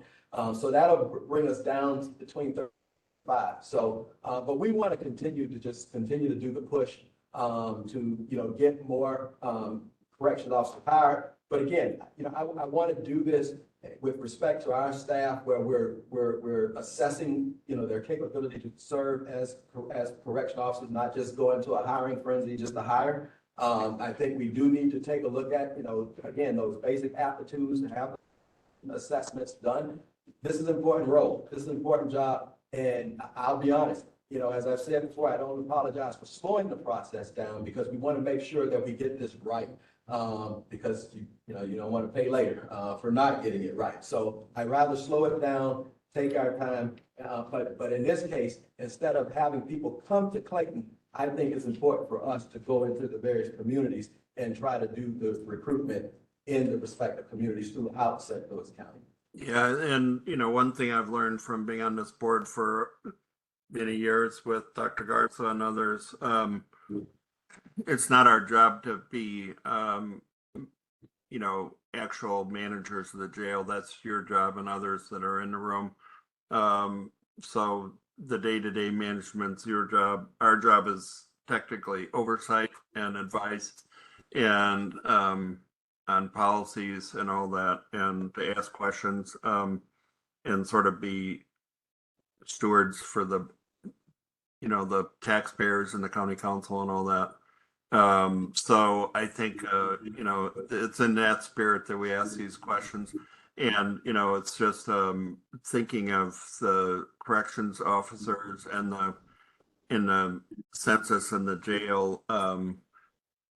The question I would ask is, do we have the right number right now to be able to manage that large census? And is everything sort of going well enough? Because over time, that's the question we're always asking over the last 4 or 5 years, is to make sure that we have enough staff, in particular the corrections officers, to be able to make sure that the job can get on, that there's not tension, there's not stresses in the system leading to problems.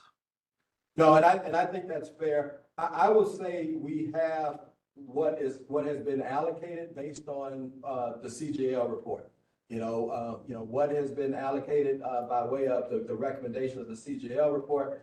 Obviously, the issue is filling those vacancies now. Right. So what has been allocated to us, I would say, I don't want to use the word sufficient.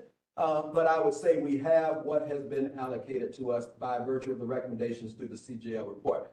The issue is trying to fill those vacancies and fill those vacancies with, with folks that, what I would like to see is people that are interested in engaging in a career that I don't want them to see this as a job. I really want them to see this as a career. And we want to do our part to make sure that folks, see justice services as a career and not just a job opportunity. Because if they see it as a job, we're going to be dealing with this all day, every day, and year long. So we're trying to do our part. We do have some of those, as I said, some of those non-CO positions that are still vacant. That we are trying to fill and part of the restructuring, we're trying to navigate through that with our Division of Personnel, office. So that way we can get those positions advertised and filled as quickly as possible. But we definitely want to make sure that we're looking at and addressing staff concerns of quality versus quantity. Okay, that's helpful. As a person who does hiring a lot, workforce challenges is a big problem these days. And in healthcare, as Dr. Garza knows, and everywhere, I just lost a staff person and hiring him as we speak. So boy, they're moving around all over the place. So, and I just thought I had a great one and just lost them. So right. Yeah, I get your point. Thanks. Thank you. How much of a problem do you think compensation is? Are you comfortable with the level of compensation, or do you think that's something that needs to be revisited at some point? No, I think compensation can always be an area that we can improve on, because the bottom line is, the cost of living is to go up. So, for me, because of the increase in cost of living, yes, you always want to look at the increase in compensation. But I also think that, yes, I think we just need to me, work on justice services and showing why this is a career opportunity and not just a job. And I think the direction that we're trying to head in and some of the positions that we are waiting to be approved, I think will help in doing that. I can tell you, again, looking at what I saw, not just when I went to the American Jail Association Conference, but even before. And shameless plug for my hometown in terms of Miami-Dade County, but if you go on social media outlets and you see how they are trying to really, that they're really trying to showcase their department as a lifelong career that one can come in and engage in public service, right? And I use public service as opposed to a correction officer, because there could be many positions within, their agency that you can be part of. And that's what we want to do. We want to be able to showcase to our St. Louis County community, in my opinion, why this is more of a career. The money, I think, is always going to be an issue, and it will vary depending on who you ask. Money may not be an issue to one person versus service. Money may be an issue to somebody else. I think my response to that is we should always look at the money, because cost of living is not remaining flat, it's increasing. So therefore, we balance that out by making sure that people can provide a living for themselves and their families. But I really do think, to me, and I wouldn't be here personally if I didn't think that, to me, this is more about looking at building a career. And we got a lot of young staff here that I think are at the entry door of the start of their career, that I think we can really, help and develop them and let them see this into a long-term career. Any other questions on this? All right. And again, you've heard me, so I apologize if this is repetitive, but we talked a little bit about the organizational restructuring. Again, within our programs division, we placed emphasis on a case management and community corrections. And this goes, Dr. McGuire, to some of the stuff that I said a moment ago about positions that we're trying to put out there, and just, we're waiting for approval, and some have to go through civil service, some not so much, but we're waiting for that final process to take place. But as what we recently advertised, for example, our corrections case manager, supervisor position, which is a new position that we've developed and helped with leading that institutional case management division of our programs department. And, you know, they will have oversight, or that individual will have oversight of case managers and classification specialists.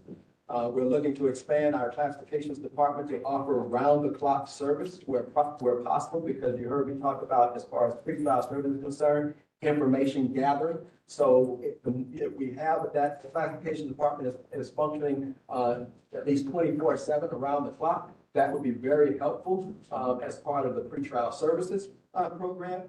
And then we're talking about classification service, that, again, it serves as the first point of contact of receiving information in addition to the PSA to assist with pretrial services.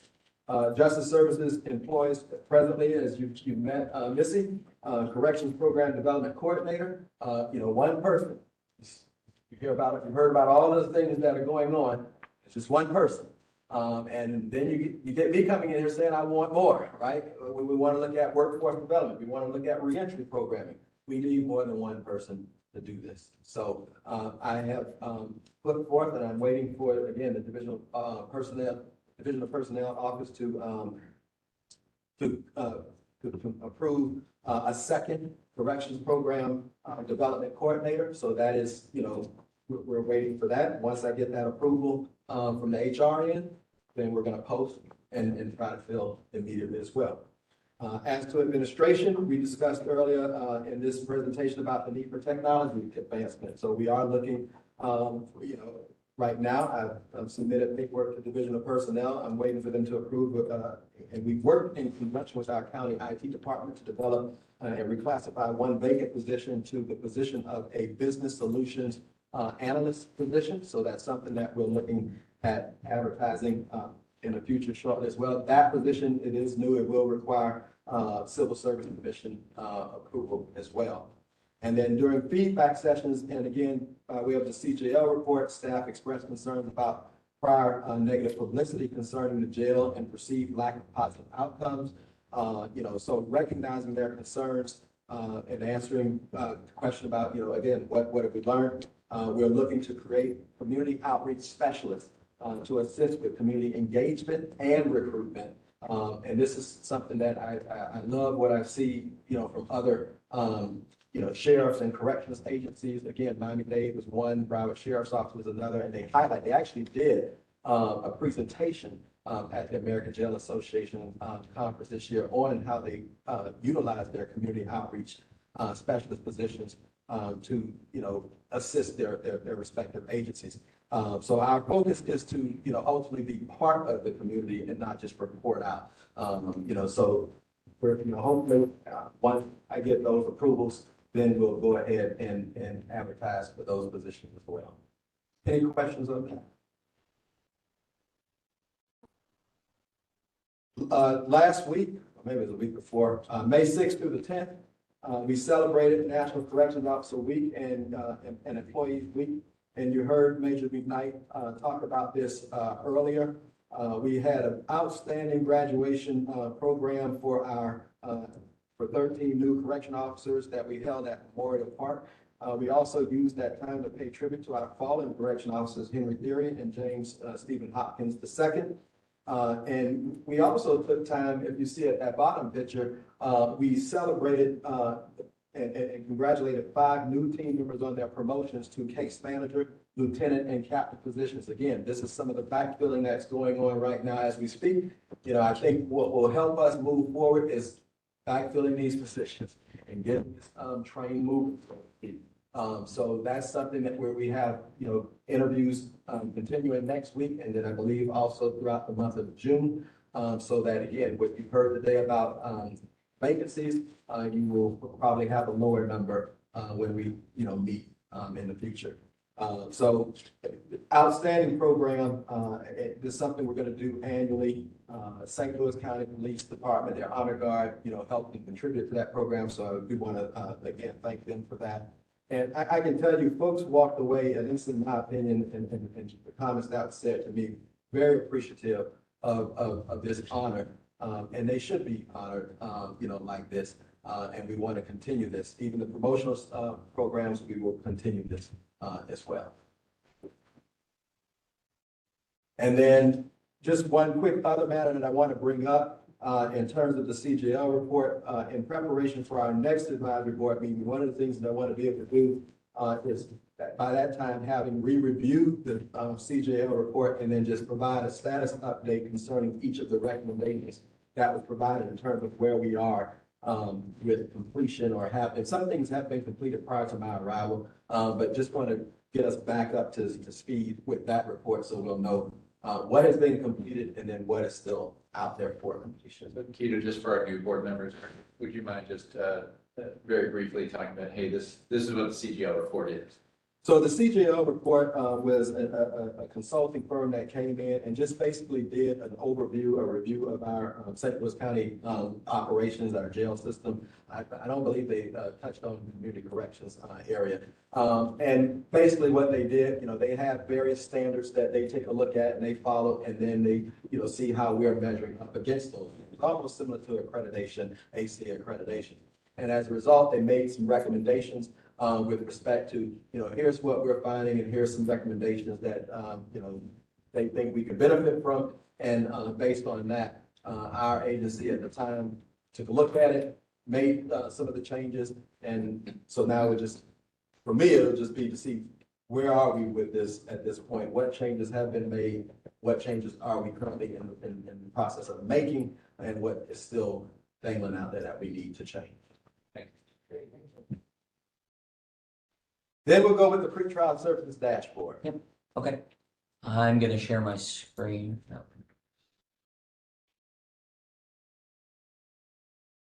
While Aaron is setting this up, I do want to say that I'm very proud of what, he's developed, as well as the assistance with Mandy and the assistance with Trish Rogers, with respect to the dashboard itself. Yeah, so when Director Best got here about 3 or 4 months ago, one of the top priorities that he identified was getting several new dashboards up and running. And the first one, the highest priority one, was a dashboard to show data on our pretrial services.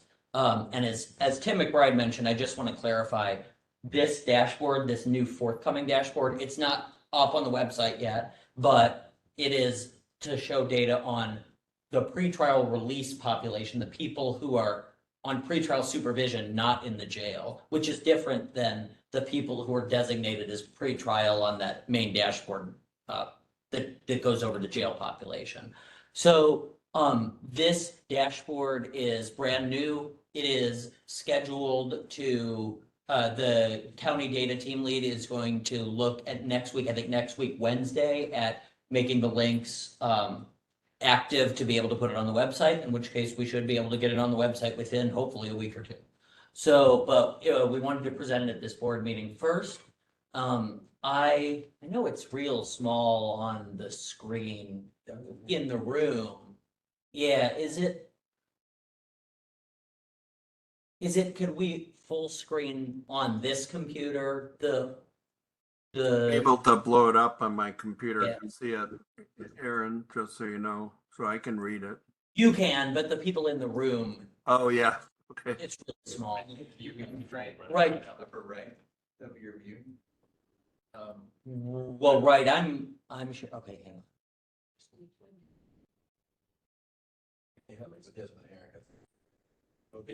I mean, I can share, but it's, And then hit the window, don't hit like your whole thing. Select one share, you hit tab below after that. I did, right, so now if we go to this computer and make the full screen. My eyes are so bad. No, Missy, I mean in the top right corner with the square. Okay, yeah, that's a little better.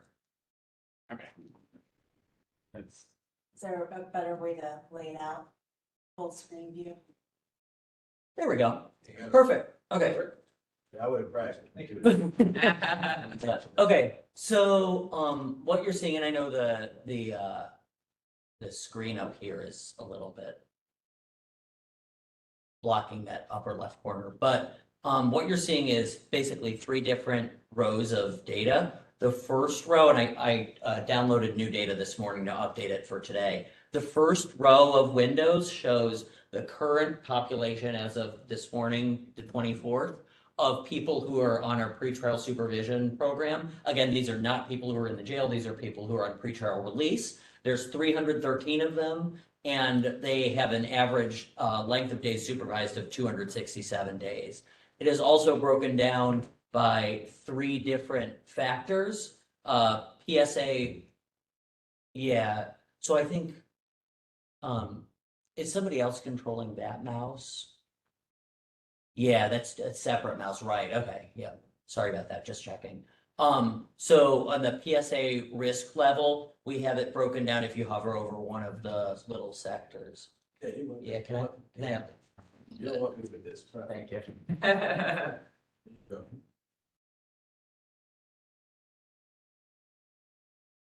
So if you hover over these, I'm not sure why, I think it's your mouth. well, I think the problem is that it's doing 2 separate, we got a mouse for the internal one and a mouse for the computer.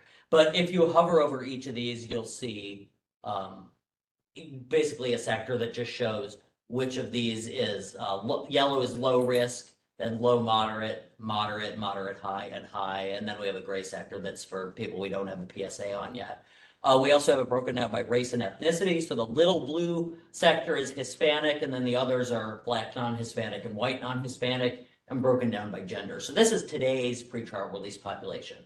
Then the middle category here are charts that show aggregated to the month, the number of people released from the jail to our pretrial release program from 2021 onward. And I have it broken down in 3 ways. So you'll see the shape of the graph looks identical. So the numbers are the same for the totals, but they're broken down in different ways. This one's broken down by PSA level. This one's broken down by felony class. And I apologize that the, let's see if we can, there we go.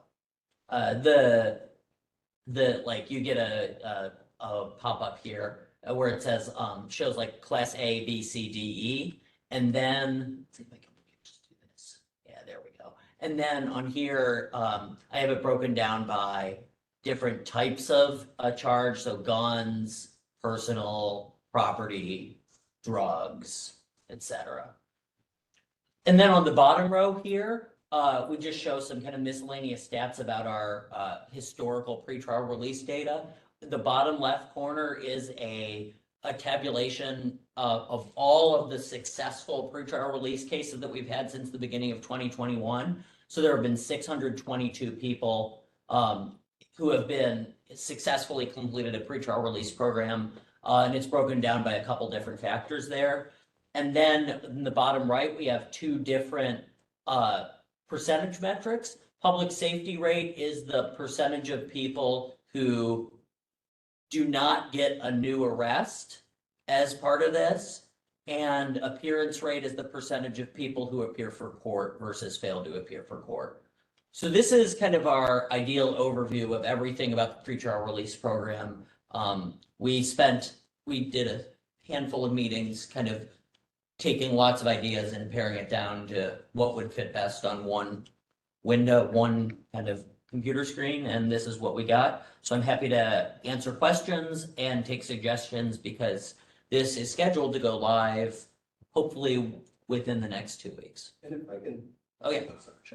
I just wanted to know what your rate was before you started using your new risk assessment instrument, because that seems like a very good Public safety rate. What Yeah, was that before? I'm not sure because pretrial doesn't Mandy, correct me if I'm wrong here, but pretrial release program doesn't predate the PSA by that long, right?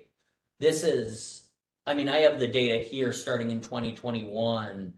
When did we start using PSA? Late 2010s at some point, yeah, 20. Oh, so this only reflects the. Right, that's right, assessment yeah, instrument. Okay. yeah. Sorry to be confusing, I just wanted, yeah. Do we know, well, along the same lines, do we know what a national sort of average is for? I don't. For the pretrial, no, For public safety rate?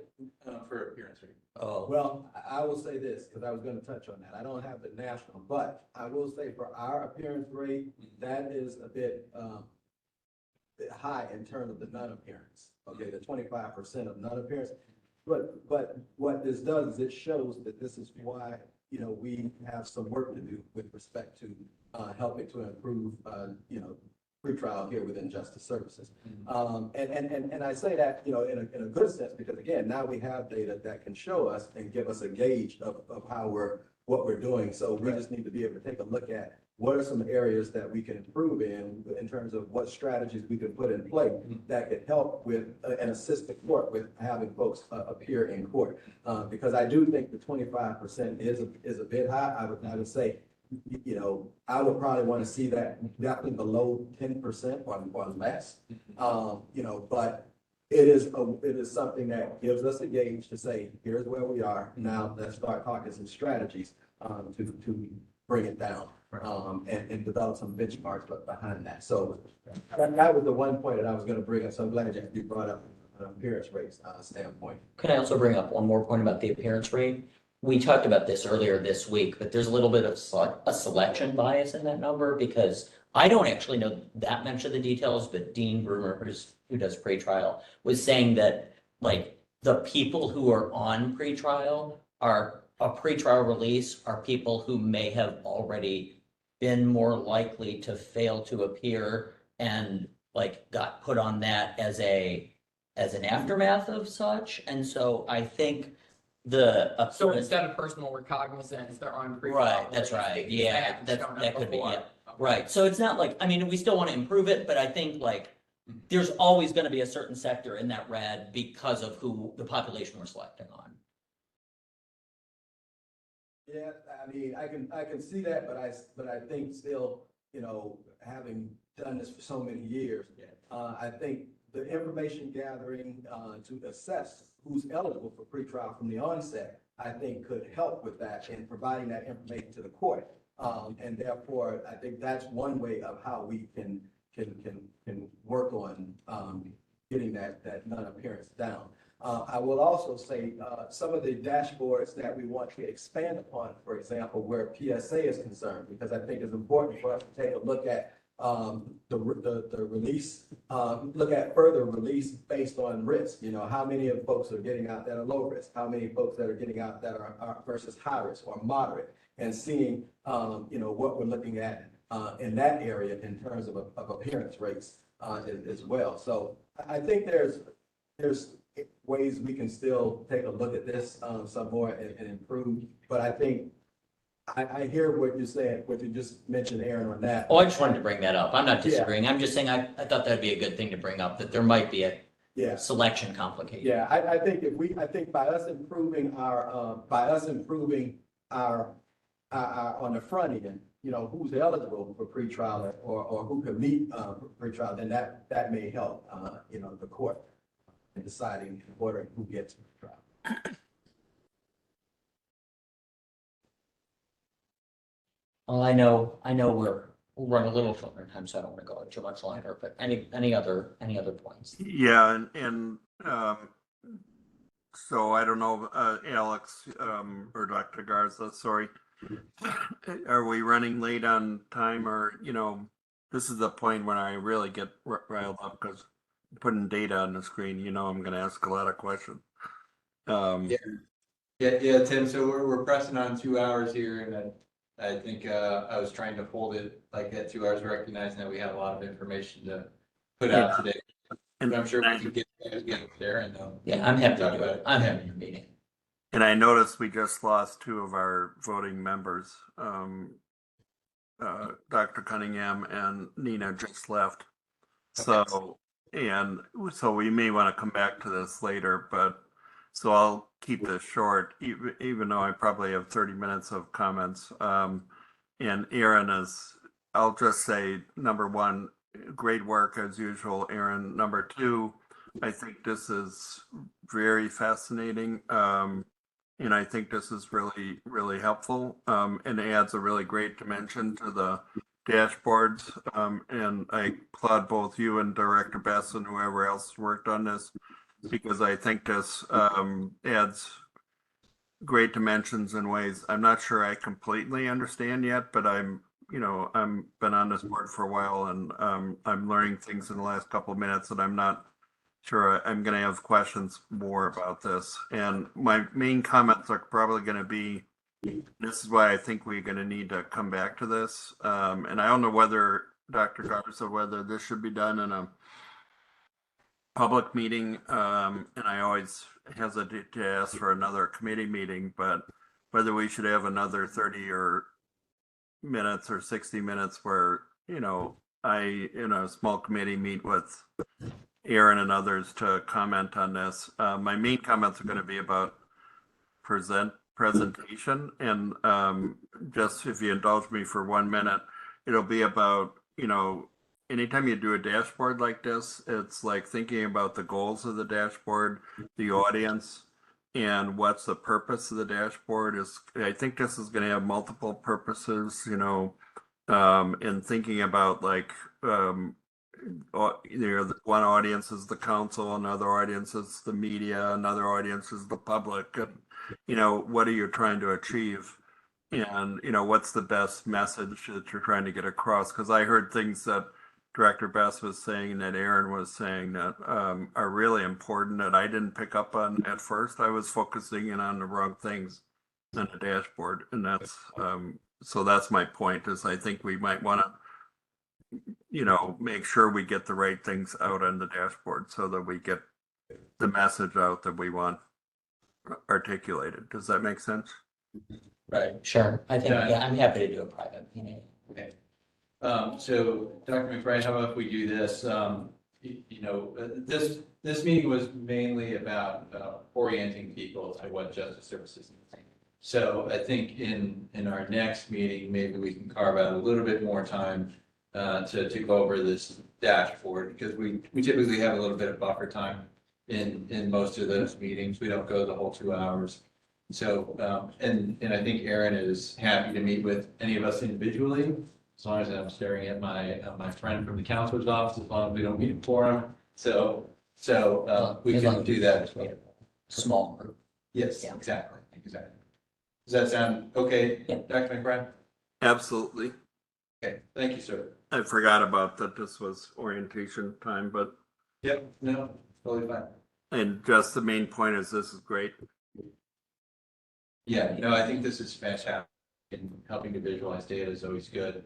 This is a part of justice services that we hadn't discussed previously, and so I think this is shining some light on other issues that we should be considering. So really appreciate all the hard work that's gone into this. So thank you. Anything else, Aaron? I'm good on this dashboard. Okay. So we're pressing on 2 hours here.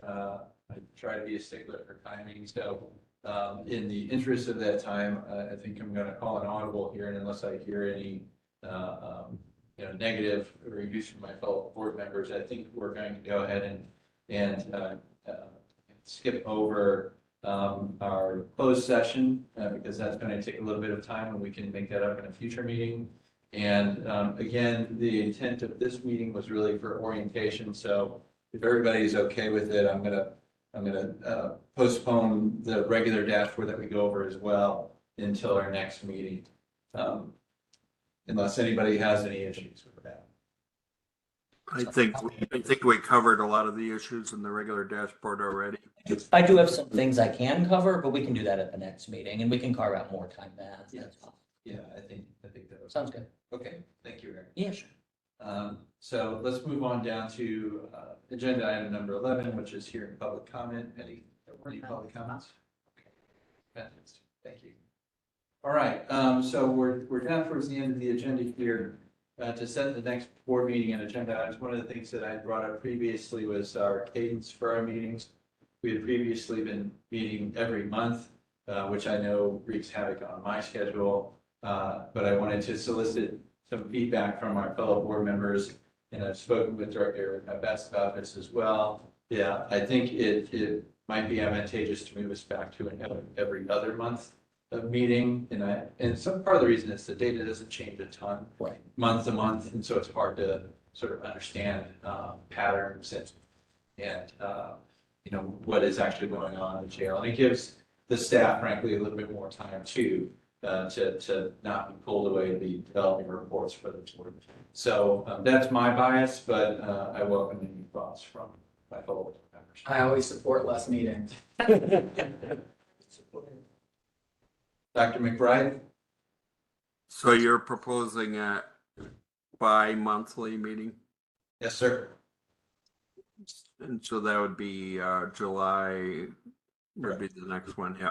I don't see a problem with that. You know, one of the good things about what's been done in recent years is the jail's in a pretty good place. I think after two or three really good directors and a lot of hard work by the staff, pretty proud of the work this jail's done. So I would object to that if I thought we needed to meet because there's a lot of issues going on. I'm a little concerned about the census, but I know you're all over that. So I'm okay with that.